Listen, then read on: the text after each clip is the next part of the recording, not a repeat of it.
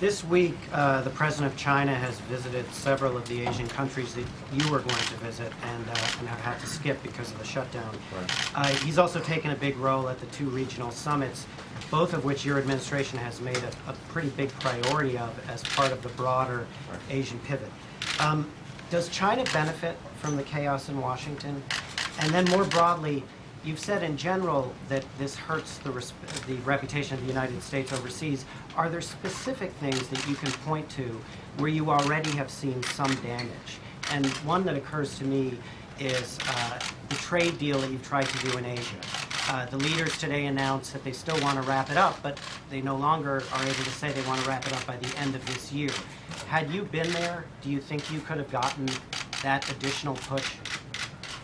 I think that's a great example, and we don't know, but it didn't help that I wasn't there to make sure that we went ahead and closed a trade deal that would open up markets and create jobs for the United States and make sure that countries were trading fairly with us in the most dynamic, fastest growing market in the world. I should have been there. But I can tell you, because I had to apologize to some of the hosts countries, that they understood that the most important thing I can do for them and the most important thing I can do for the bilateral relationship in America's reputation is making sure that we reopen our government and we don't default. So I don't think it's going to do lasting damage. As I said, if we deal with this the way we should, then folks around the world will attribute this to the usual messy process of American democracy, but it doesn't do lasting damage. In the short term, I would characterize it as missed opportunities. We continue to be the one indispensable nation. There are countries across Asia who have welcomed our pivot because they want to do business with us, they admire our economy, they admire our entrepreneurs, they know that their growth is going to be contingent on working with us, they care about the security environment that we help maintain, and the freedom of navigation and commerce that is so important to them. So it's not as if they've got other places to go. They want us to be there, and they want to work with us. But in each of these big meetings that we have around the world, a lot of business gets done. And in the same way that a CEO of a company, if they want to close a deal, aren't going to do it by phone.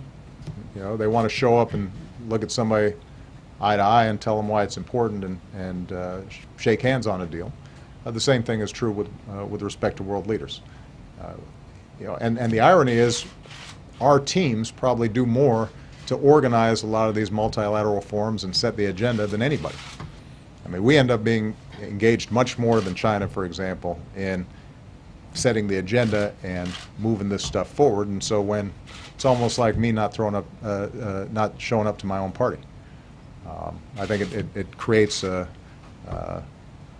sense of concern on the part of other leaders, but as long as we get through this, they'll understand it, and we'll be able to, I believe, still get these deals done. The last point I'd make, though, is we can't do it every 3 months, right? I mean, back in the 90s, we had a government shutdown. That happened one time, and then after that, the Republican Party and Mr. Gingrich realized this isn't a sensible way to do business, that we shouldn't engage in brinksmanship like this. And then they started having a serious conversation with President Clinton about a whole range of issues, and they got some things that they wanted. They had to give the Democrats some things that the Democrats wanted. But it took on a sense of normal democratic process. So here we already went through this once back in 2011. And then at the end of last year, right after my election, we went through something similar with the so-called fiscal cliff. where Republicans wouldn't negotiate about taxes, despite the fact that taxes actually went up anyway, even though they refused to negotiate. And they could actually have gotten some things from us that they wanted if they had been willing to engage in normal negotiations. So we got to stop repeating this pattern. I know the American people are tired of it. And to all the American people, I apologize that you have to go through this stuff every 3 months, it seems like. And Lord knows I'm tired of it.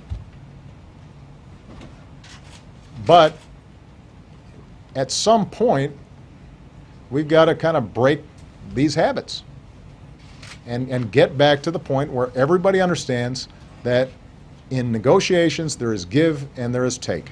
And you do not hold people hostage or engage in ransom taking to get 100% of your way. And you don't suggest that somehow a health care bill that you don't agree with is destroying the republic or is a grand socialist scheme. If you disagree with certain aspects of it, tell us what you disagree with, and let's work on it. If you're concerned about long-term debt, that's a good thing to be concerned about. But don't pretend as if America's going bankrupt at a time when the deficits have been cut in half. So that's what the American people, I think, expect, is just civility, common sense, give and take, compromise. Those aren't dirty words. There's nothing wrong with them. I think the American people understand. I have flaws. Michelle will tell you. One of them is not that I'm unwilling to compromise. I've been willing to compromise my entire political career. And I don't believe that I have the answers to everything, and it's my way or the highway. But I'm not going to breach a basic principle that would weaken the presidency, change our democracy, and do great damage to ordinary people, just in order to go along with what the House Republicans are talking about. I did ask specifically about China, and I'm wondering whether, to what extent has our lost their game? I'm sure the Chinese don't mind that I'm not there right now, in the sense that there are areas where we have differences, and they can present their point of view and not get as much of pushback as if I were there, although Secretary of State Kerry is there, and I'm sure he's doing a great job. But I've also said that our cooperation with China is not a zero-sum game. There are a lot of areas where the Chinese and us agree. On trade in particular, though, here's an area where part of what we're trying to do is raise standards for example, intellectual property protection, which sometimes is a big problem in China. And if we can get a trade deal with all the other countries in Asia that says you got to protect people's intellectual property, that'll help us in our negotiations with China.